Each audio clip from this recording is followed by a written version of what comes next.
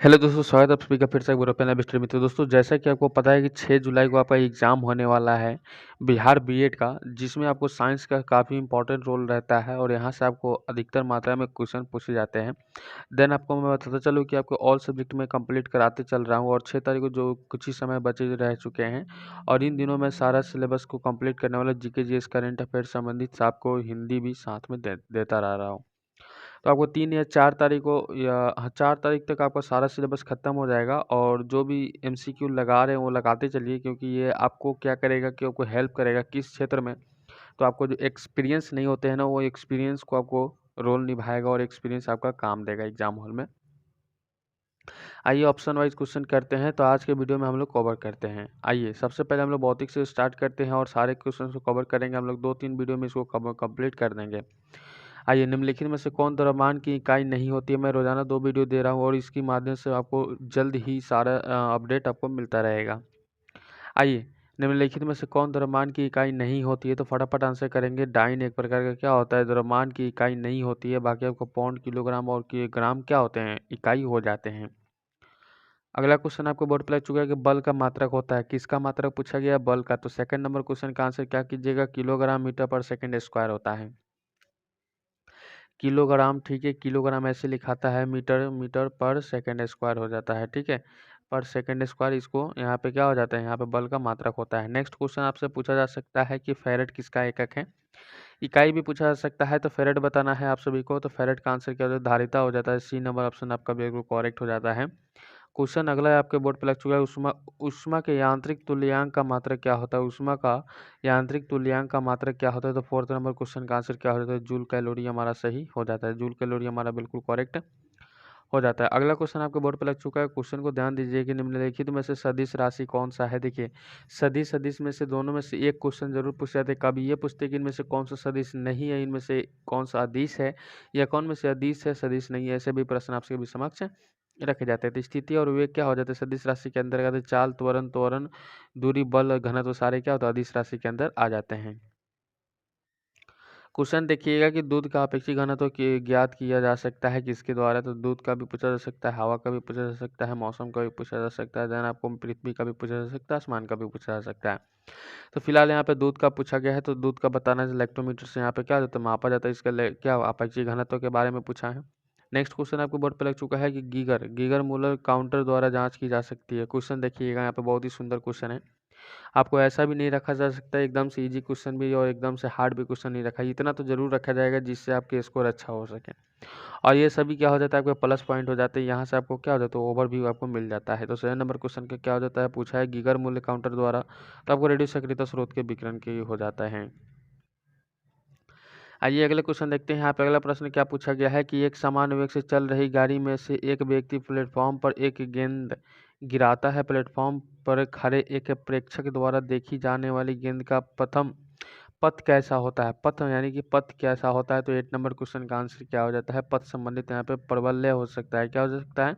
प्रबल्य हो सकता है, ठीक है। इस क्वेश्चन को ध्यान से देख लीजिएगा, स्क्रीनशॉट ले लीजिएगा। क्वेश्चन अगला पूछा जा सकता है कि जब किसी वस्तु की गति त्वरित हो जाती है तो क्या होता है? जब किसी वस्तु की गति जो त्वरित हो जाती है तो उस पर सदैव कोई बल कार्य करता है। उस पर सदैव क्या हो जाता है? कोई बल जरूर कार्य करता है। अगला प्रश्न आपके बोर्ड पर लग चुका है। न्यूटन का प्रथम गति का संकल्पना देता है। ठीक है, न्यूटन से संबंधित 3 नियम है। तीनों नियमों में से एक नियम जरूर पूछा जा सकता है। तो यहाँ पे प्रथम गति के नियम पूछा गया है। तो आप सभी को पता है कि प्रथम जब भी पूछता है तो जड़त्व का नियम हम लोग करते हैं। आपका डी नंबर ऑप्शन बिल्कुल करेक्ट हो जाता है जड़त्व के नियम से, ठीक है। अगला प्रश्न देखते हैं। फिर से इसी प्रकार से प्रश्न पूछेगा कि बॉल को लपकते कैच करते जिसको कहते हैं समय एक क्रिकेट खिलाड़ी निम्नलिखित में से किसको कम करने के लिए अपना हाथ नीचे कर लेता है? अब देखिए, कोई भी फील्डर क्या होता है कि कोई भी बॉल को कैच करता है, सबसे पहले हाथ को ऊपर नहीं ले जाता है। बॉल जैसे ही उनके हाथ में आते हैं तो क्या हो जाता है? हाथ को नीचे खींच लेते हैं। तो किन कारणों से? तो कौन सा उसमें लगता है? यहाँ पे ये चीज़ आपसे पूछा गया है। तो 11 नंबर प्रश्न का आंसर किया जाए, आवेग उसके अंदर लगता है, ठीक है। नेक्स्ट क्वेश्चन आप लोग, अगला प्रश्न आपको बोर्ड पर लग चुका है। रॉकेट किस सिद्धांत पर कार्य करता है? देखिए, रॉकेट किस सिद्धांत पर कार्य करता है, ये चीज़ आपसे पूछा गया है। बहुत ही सुंदर क्वेश्चन है, यहाँ पे लाजवाब प्रश्न है। तो आपको एक न्यूटन के तृतीय नियम से, न्यूटन के तृतीय नियम के अनुसार क्या हो जाता है? रॉकेट काम करता है। आइए अगला प्रश्न देखते हैं। एक बार फिर से अगला प्रश्न आपको बोर्ड पे लग चुका है कि गोली गोली छोड़ने के बाद राइफल पीछे की ओर प्रतिक्षेपित होता है, इसका कारण क्या है। देखिए हम कोई भी राइफल क्या होता है, ज़्यादातर राइफल क्या होते हैं कि कंधे पर सटा कर हम लोग क्या करते हैं, उनको गोली चलाते हैं। तो जब भी गोली मारते हैं तो पीछे की ओर धक्का मारता है। तो 13 नंबर क्वेश्चन का आंसर क्या हो जाता है, न्यूटन की गति का तृतीय नियम ये इसमें काम आता है। न्यूटन की गति का तृतीय नियम इसमें काम आता है। ये हो या बॉल या फील्डर के बीच का संबंध हो। नेक्स्ट प्रश्न आपको बोर्ड पर लग चुका है कि एक मनुष्य एक दीवार को धकेलता है तथा इसको विस्थापित नहीं कर पाता है तो वह क्या करता है। ध्यान रखिएगा, क्वेश्चन कहेगा कि एक मनुष्य या एक व्यक्ति कह सकता है कि जब किसी दीवार को या किसी पेड़ को भी रखा जा सकता है, किसी भारी बल या वस्तु को भी रखा जा सकता है, जब आगे की ओर धकेलता है तो विस्थापित नहीं कर पाता है। तो इस क्वेश्चन का आंसर क्या हो जाता है, कोई कार्य नहीं कर पाता है। यानी कि आपको मैं बता दूं, अगर दीवार एक एक एक जोड़ा हुआ है और उसको धकेले जाएंगे तो क्या होगा, वो कहीं मतलब खसक के कहीं जाएगा नहीं, वो अचानक से गिर जाएगा या क्या हो सकता है आपसे नहीं गिरेगा। पेड़ के भी यही दशा है, अगर छोटे से अगर पतला पेड़ है तो अगर उसको धकेलने जाए तो टूट जाएगा, लेकिन वो अपने जगह से कभी खिसकेगा नहीं। बस यही चीज़ें हैं। ठीक है, नेक्स्ट क्वेश्चन आपके बोर्ड पे लग चुका है। क्वेश्चन कहेगा कि यदि एक बल एफ को किसी पिंड पर लगाने से उस पिंड को यूं वेग प्राप्त होता है तो शक्ति क्या होगी। देखिए यहाँ पे आपको तीन से चार क्वेश्चन आपको न्यूमेरिकल संबंधित क्वेश्चन मिलेगा, जो कि फॉर्मूला बेस्ड पे रहेगा। आप बिल्कुल बना लीजिएगा अच्छी तरह से। तो यहाँ पे इस क्वेश्चन का एफ भी हो सकता है, यू बराबर क्या हो जाता है, एफ भी हो सकता है। नेक्स्ट क्वेश्चन आपको इस प्रकार से भी देखने को मिल सकता है कि एक मशीन 500 जूल कार्य 10 सेकंड में करती है तो मशीन की शक्ति क्या होगी। देखिए 16 नंबर क्वेश्चन कहा गया है कि अगर एक मशीन 500 जूल कार्य करती है 10 सेकंड में तो मशीन की शक्ति क्या है कि 10 सेकंड में वो कार्य कर सकती है। तो ध्यान है, आपको याद रखना है कि ऐसे प्रश्न पूछेगा तो आपको 50 वाट कर देना है। क्या करना है, 50 वाट याद रखिएगा। ऐसे क्वेश्चन याद ही रखने जाते हैं क्योंकि छोटा क्वेश्चन है और इसी लाइन इसको ज़्यादा बदला नहीं जाता है। मानव की विहित ऊर्जा का सबसे पुराना रूप क्या है। मानव की विहित ऊर्जा का सबसे पुराना रूप क्या है। तो 17 नंबर क्वेश्चन का आंसर क्या हो जाता है, आंसर हो जाता है सौर ऊर्जा। क्या हो जाता है, सौर ऊर्जा। नेक्स्ट प्रश्न देखते हैं यहाँ पे। अगला प्रश्न फिर से आपको बोर्ड पर लग चुका है। क्वेश्चन कह रहा है कि घड़ी की स्प्रिंग में भंडारित ऊर्जा है। घड़ी की स्प्रिंग में भंडारित ऊर्जा क्या है, घड़ी की स्प्रिंग में भंडारित ऊर्जा क्या है। 18 नंबर क्वेश्चन का आंसर क्या हो जाता है, 18 नंबर क्वेश्चन का आंसर हो सकता है स्थिति ऊर्जा। क्या हो जाता है, स्थिति ऊर्जा। नेक्स्ट प्रश्न आपको बोर्ड पर लग चुका है। क्वेश्चन का आंसर करने का प्रयास कीजिएगा। फिर से क्वेश्चन पढ़ेंगे कि कोयले से वाणिज्यिक, याद रखें, वाणिज्यिक रूप से पैदा होने वाली ऊर्जा को क्या कहते हैं। वाणिज्यिक पैदा होने वाली ऊर्जा को ताप ऊर्जा कहते हैं। क्या कहते हैं, ताप ऊर्जा कहते हैं। ठीक है, चलिए नेक्स्ट प्रश्न देखते हैं। यहाँ पे अगला प्रश्न क्या कहा जाता है, अगला प्रश्न कहा जाता है जल का घनत्व मिट्टी के तेल के, याद रखिएगा, घनत्व की अपेक्षा अधिक होता है यदि दोनों में मिश्रित कर दिया जाए तो क्या होता है। दोनों में मिश्रित कर दिया जाए तो क्या होता है। तो आपको बता दूं कि जल पर मिट्टी का तेल प्लावित होता है। जल में मिट्टी का तेल क्या होता है, प्लावित होता है। अगला क्वेश्चन देखिए, अगला क्वेश्चन आपको बोर्ड पर लग चुका है। क्वेश्चन को ध्यान रखिएगा कि एक सुई या पिन जल के पृष्ठ पर किसके कारण प्लवन होती है, तैरती है। किसके कारण से प्लवन होती है, तैरती है। तो 21 नंबर प्रश्न का आंसर क्या कीजिएगा, पृष्ठ तनाव कर दीजिएगा। आपको क्या करना है, पृष्ठ तनाव याद रखना है। बहुत ही सुंदर क्वेश्चन है।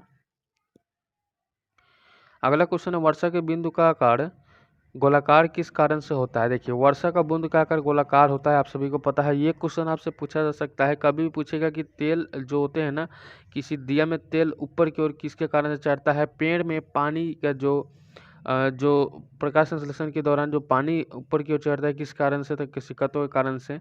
तो इस तरह से क्वेश्चन भी पूछा जा सकता है। तो यहाँ पे बूंद की आकार जो गोलाकार होती है, ये चीज़ आपसे पूछी गई है, तो आप कहिएगा पृष्ठ तनाव के कारण से। किससे, पृष्ठ तनाव से। ठीक है, एक और क्वेश्चन है जो कि बार बार पूछा जाता है कि पृथ्वी का पलायन वेग कितना होता है। बहुत ही सुंदर क्वेश्चन है। तो ये दो प्रकार से क्वेश्चन पूछे जाते हैं। कभी कभी ये क्वेश्चन रखा जाता है कि निम्नलिखित में से दिए गए पृथ्वी का पलायन वेग इनमें से दिए गए ऑप्शनों में से छांटिए। तो उसको छांटना होता है। तो क्या होता है, इनमें से कौन सा नहीं है, इस प्रकार से भी प्रश्न आपको देखा जा सकता है। तो यहाँ पे पूछा गया है कौन सा पलायन वेग है नॉर्मली, तो 11.2 किलोमीटर पर सेकंड, कहीं कहीं 11.1 भी देता है। तो आपको सही जो दिया जाता है 2 दिया जाता है। तो वहाँ पे आपको क्या हो जाता है, दोनों ऑप्शन में से कि एक ही ऑप्शन दिया जाएगा। अगर दोनों दे दिए जाए तो 2 वाला ही मारिएगा। अगला प्रश्न, गुरुत्वाकर्षण नियम को परिभाषा किसने दी थी। तो यहाँ पे गुरुत्वाकर्षण नियम को परिभाषा जो दिया था उनका नाम न्यूटन हो जाता है। ठीक है, न्यूटन हो जाता है। नेक्स्ट प्रश्न देखते हैं यहाँ पे। अगला प्रश्न है कि किसी उपग्रह में किसी अंतरिक्ष यात्री द्वारा गिराई गई चम्मच बताइए। यहाँ पे किसी उपग्रह में किसी अंतरिक्ष यात्री द्वारा गिराई गई चम्मच क्या होता है? 25 नंबर प्रश्न का आंसर कीजिएगा। उपग्रह की गति का अनुसरण करती रहेगी। क्या हो जाएगा? जो उपग्रह की गति का अनुसरण क्या करेगा? करती रहेगी वो। नेक्स्ट क्वेश्चन, डेसिबल क्या है? ध्यान रखिएगा, डेसिबल क्या है? डेसिबल क्या है? डेसिबल ध्वनि को मापने वाला एक क्या होती है? यंत्र होता है। 26 नंबर क्वेश्चन का ध्वनि का स्तर का एक मापक होता है। क्या होता है? डेसिबल। नेक्स्ट क्वेश्चन आपसे पूछा जा सकता है कि ध्वनि का तारतम्य किस पर निर्भर करता है? ध्वनि का तारतम्य किस पर निर्भर करता है? 27 नंबर क्वेश्चन का आंसर कीजिएगा। आवृत्ति पर। किस पर? आवृत्ति पर। वही प्रश्न आपसे अगला पूछा जा सकता है। क्वेश्चन क्या आएगा हमारा कि 20 हर्ट्ज से 20,000 हर्ट्ज की आवृत्ति वाली ध्वनियों को क्या कहते हैं? 20 हर्ट्ज से 20,000 हर्ट्ज की आवृत्ति वाली ध्वनि को क्या कहते हैं? तो आप कहिएगा सर ऐसे क्वेश्चन के लिए श्रव्य ध्वनि क्यों नहीं कहेंगे? बिल्कुल सही कहेंगे, बिल्कुल आपका आंसर सही हो जाते हैं। अगला प्रश्न देखते हैं यहाँ पे फिर से कि वायु में ध्वनि का वेग किस पर निर्भर करता है? वायु में ध्वनि का वेग किस पर निर्भर करता है? 29 नंबर प्रश्न का आंसर कीजिएगा। वायु के दाब पर, वायु के दाब पर, वायु के दाब पर, वायु के दाब पर, वायु के दाब पर। नेक्स्ट प्रश्न है, प्रसर्व तरंग की आवृत्ति होती है विशिष्ट रूप से। प्रसर्व तरंग की आवृत्ति होती है विशिष्ट रूप से। तो 30 नंबर क्वेश्चन का आंसर क्या हो जाता है? आंसर कहिएगा 20 किलो हर्ट्ज से ऊपर, 20 किलो हर्ट्ज से ऊपर, 20 किलो हर्ट्ज से ऊपर। ठीक है। अगला प्रश्न देखते हैं यहाँ पे कि सरल लोलक का अधिकतम आवर्तकाल कितना होता है? सरल लोलक का अधिकतम आवर्तकाल कितना होता है? सरल लोलक का अधिकतम आवर्तकाल कितना होता है? मेरे साथ बोलते चलिएगा ताकि इसी वीडियो में सारा चीज़ आपको याद हो जाए। तो आपको क्या हो जाता है? 84.6 मिनट है। नेक्स्ट क्वेश्चन देखते हैं एक बार फिर से। क्वेश्चन कहा जा रहा है कि वह पिंड जो ऊष्मा का अच्छा अवशोषक होता है निम्नलिखित में से कौन सा गुण वाला भी होता है? कौन सा गुण वाला भी होता है? तो 32 नंबर क्वेश्चन का आंसर क्या हो जाता है? अच्छा विकिरक हो जाते हैं। क्या हो जाता है? अच्छा विकिरक हमारा सही हो जाते हैं। आइए अगले क्वेश्चन की ओर चलते हैं एक बार फिर से। थर्मामीटर में आमतौर पर पारे का प्रयोग किया जाता है क्योंकि इसमें क्या होता है? तो 33 नंबर प्रश्न का आंसर क्या कीजिएगा सर? हमारा क्वेश्चन का आंसर हो जाएगा चालकता होती है। क्या होती है? चालकता होती है। ठीक है, चालकता होती है। आइए अगले प्रश्न पे चलते हैं एक बार फिर से। वह तापमान क्या है जिसका पाठ्यांक फ़ारेनहाइट और सेल्सियस दोनों पैमाने पर वही होता है? तो 34 नंबर क्वेश्चन का आंसर कीजिएगा -40 degree Celsius. -40 degree Celsius, minus जरूर याद रखिएगा। नेक्स्ट क्वेश्चन कहेंगे कि निम्न में से किसमें संवहन होता है? निम्न में से किसमें संवहन होता है? 35 नंबर प्रश्न का आंसर क्या कीजिएगा? लाजवाब प्रश्न का लाजवाब आंसर केवल द्रव्यों और गैसों में होता है। क्या हो जाता है? केवल द्रव्यों और गैसों में होता है। आइए एक बार और ऐसे प्रश्न का आंसर करने का प्रयास करेंगे कि वायुमंडल में प्रायः गर्मी कहाँ से आती है? वायुमंडल में प्रायः गर्मी अब यानी कि अभी के क्या है तो वायुमंडल में कभी गर्मी, कभी बरसात का मौसम आ गया तो बरसात भी होती है। तो अगर ये क्वेश्चन पूछा जाए वायुमंडल में गर्मी की जो स्रोत है वो स्रोत कहाँ से आएगी, तो ये चीज़ आपसे पूछा जा सकता है। तो आप कहिएगा सूर्य ताप से। कहाँ पे? सूर्य ताप से। ठीक है। चलिए नेक्स्ट क्वेश्चन एक बार और फिर पूछा जा सकता है कि निम्नलिखित में से कौन सा प्रकाश के वायुमंडलीय अपवर्तन की घटना नहीं है? तो देखिए मैंने कहा था ना कि नहीं से संबंधित प्रश्न आपसे पूछा जा सकता है। देर रात में तारों की टिमटिमाहट रहती है। बिल्कुल सही। सूर्य का आकाश में अपनी वास्तविक ऊंचाई ज़्यादा ऊंचाई पर दिखना। बिल्कुल। तो सूर्य का अपना वास्तविक उदय से 2 या 3 मिनट पहले दिखाई पड़ना। बिल्कुल। सूर्य का सूर्यास्त से समय लाल दिखाई देना। बिल्कुल सही। क्या हो जाता है यहाँ पे? नहीं की यानी कि प्रकाश को वायुमंडल अपवर्तन की घटना नहीं होती है। यहाँ पे क्या हो जाता है? विवर्तन की घटना होती है। आइए अगला प्रश्न आपको बोर्ड पर लग चुका है। क्वेश्चन को ध्यान रखिएगा। क्वेश्चन कह रहा है हमारा कि ENT डॉक्टरों द्वारा प्रयोग किए जाने वाला हेड मिरर किस प्रकार का होता है? क्वेश्चन डायरेक्ट भी पूछा जा सकता है कि गाड़ी के हेड मिररों में कौन सी दर्पण लगाए जाते हैं? तो यहाँ पे जो पूछा गया है डॉक्टरों के बारे में पूछा गया है और ENT डॉक्टरों के बारे में, यानी कि डॉक्टर वाले क्या हो जाते हैं? जो दांत आँख वाले डॉक्टर होते हैं। तो 38 नंबर प्रश्न का आंसर क्या कीजिएगा? अवतल दर्पण कर दीजिए। क्या हो जाएगा? अवतल का दर्पण कर दीजिएगा। ठीक है। यहाँ पे देखिए वही क्वेश्चन आपसे पूछा गया है कि वाहन चलाने हेतु पास से दृश्य दर्पण कौन सा होता है? तो 39 नंबर प्रश्न का आंसर काफ़ी शानदार हो जाते हैं। क्या हो जाते हैं? उत्तल होते हैं। यानी कि आपको मैं बता दूं क्वेश्चन क्या होते हैं कि पास यानी कि पीछे के दर्पण देखने के लिए, यानी कि जब भी गाड़ी लगाए तो उसके साइड मिरर में कौन सा दर्पण लगाया रहता है? उत्तल। और सामने के वस्तु में लगाया जाता है कौन सा? अवतल। ठीक है। दोनों क्वेश्चन याद रखिएगा। काफ़ी लाजवाब प्रश्न है। कारों के हेडलैम्प में या हेडलाइट क्या है? प्रयुक्त दर्पण किस प्रकार के होते हैं? तो 40 नंबर क्वेश्चन का आंसर करने का प्रयास कीजिएगा।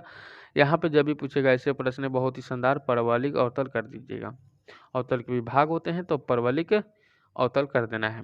अगला प्रश्न देखते हैं क्या पूछा गया है कि आकाश में नीला रंग प्रकट होने का साथ संबंध प्रकाश की परिघटना होती है। तो 41 नंबर प्रश्न का आंसर करेंगे प्रकीर्णन के कारण से। किसके कारण से? प्रकीर्णन के कारण से।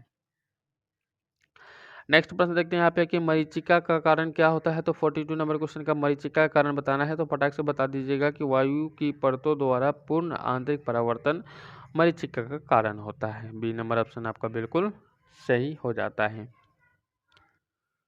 आज के लिए बस इतना ही। उम्मीद है कि यहाँ से काफ़ी शानदार प्रश्न है और काफ़ी अच्छा लगा होगा। अभी भी मन में सवाल उत्पन्न हो रहे तो कमेंट कर सकते हैं, मैं उसके बारे में भी आपको वीडियो बनाकर बताने का प्रयास करूंगा। चैनल पर नए तो चैनल को सब्सक्राइब, बेल आइकन को प्रेस कर लीजिए। साथ ही इस वीडियो को लाइक नहीं तो लाइक कर दीजिए और अपने दोस्तों के साथ में शेयर नहीं किए तो प्लीज़ आप शेयर जरूर कर दीजिए। मिलते हैं नेक्स्ट वीडियो में। गुड बाय सब लोग। जय हिंद सभी साथियों को।